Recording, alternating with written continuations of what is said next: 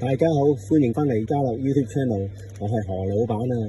對上一次出片咧已經成2年前嘅事啊，真係好鬼懶啊。咁點解今次要出片呢？因為 Switch 2卒之係今個禮拜出咗啦嘛。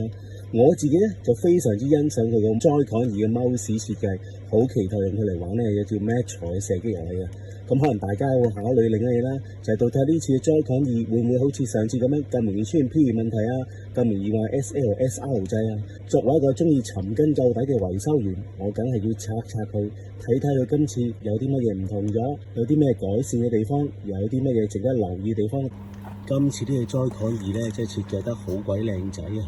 面頭淨係見到2粒 Y 型螺絲嘅啫，其實咧喺呢度側邊搣開埋佢，仲會見到2粒螺絲嘅，其中1粒係十字螺絲，咁都係見螺絲拆螺絲啦。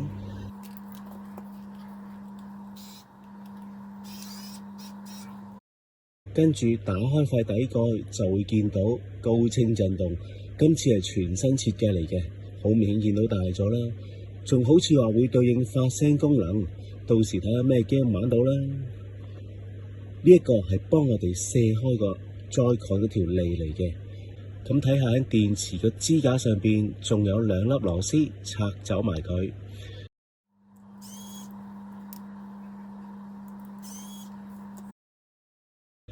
好啦，跟住點算呢？見唔到螺絲咯喎。哦，原來呢度頭先拆卸 Joy-Con 嗰條脷上面嘅支架要搬走埋佢，跟住再將2ZL掣都撩走埋，咁就又見到粒螺絲啦。再拆埋佢，呢度見到啦，2ZL掣嘅 Micro Switch， 所以咧亦都有條線引翻落主板嘅，咁啊小心啲揾個鉗鬆開埋佢，咁就可以成個電池支架拆出嚟噶啦。呢度睇翻個 L 掣有2個彈弓，之前係得1個嘅啫。今次為咗提高手感啊，尤其係當你用嘅 mouse 嘅時候咧，咁多呢一條彈弓咧，個手感係會好好多噶。下邊呢度 L 掣個 Micro Switch 就喺塊主板上邊嘅，呢一個就係 Analog 掣嘅底嚟噶啦。今次係要拆埋塊底板先至可以更換到噶啦。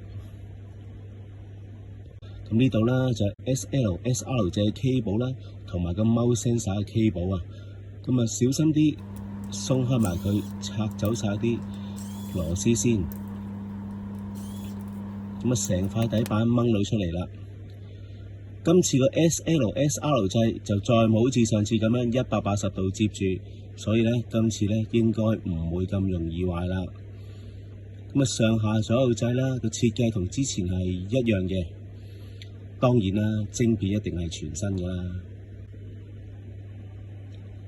今日呢一個主角 Analog 掣，咁啊好明顯啊係同之前嘅設計咧係唔同咗㗎啦，咁啊細咗少少嘅。咁我哋攞個舊嘅嚟比較一下啦。咁當然啦，呢啲咁嘅東西咧，唔能夠齋憑外表咧就可以判斷到佢襟唔襟用嘅。實際上襟唔襟用都係要留意一下，到時有冇乜嘢損壞嘅報告啦。咁呢度咧有樣嘢反而係要提一提嘅。呢度拆翻入部主機呢條坑咧，根據我哋經驗咧，就係啲藏垃圾嘅地方，尤其是要作為嘅貓使用嘅時候咧，真係要小心睇清楚用嘅地方係乾淨，唔好俾啲雜物走入去啊！今次拆卸 Joy-Con 2嘅片咧就嚟到呢度先，再俾大家睇多一次佢所有嘅零件。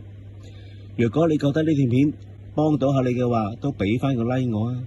咁最好梗係 subscribe 埋啦。OK，thank you，下次再見。